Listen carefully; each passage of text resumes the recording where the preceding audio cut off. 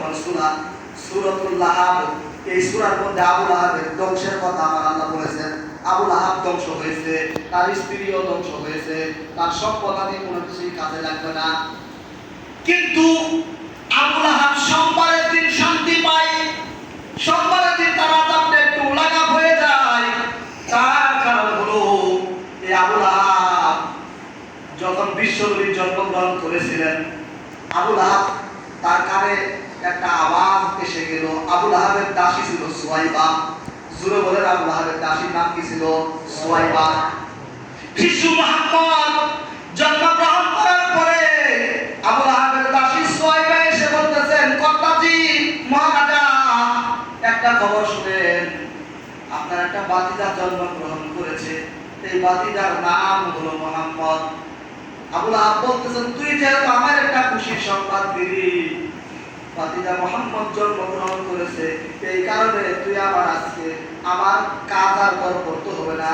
সুয়াইবা রে, তোরা আমি আজাদ করে দিলাম। জোরে বলেন সুবহানাল্লাহ।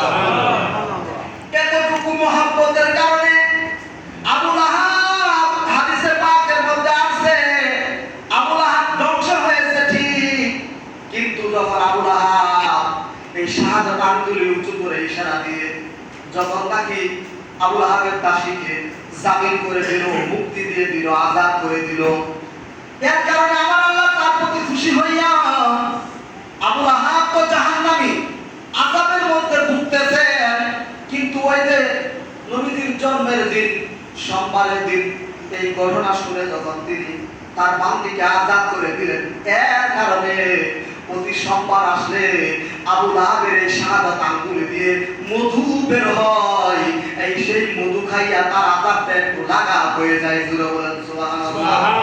শুধুই মাত্র একটা কারণ, আমার নবীর মহব্বত করেছিল জন্মের কারণে, কিন্তু নবীজির সিরাতের কারণে নবীজি দাওয়াত দিয়েছেন, এই দাওয়াত মানে নাই, নবীজির উপরে পাথর মেরেছিল, ওই ঘটনা আজ আমি বলবো না, কিন্তু এর কারণে সে জাহান্নামী, সে ধ্বংস হয়েছে।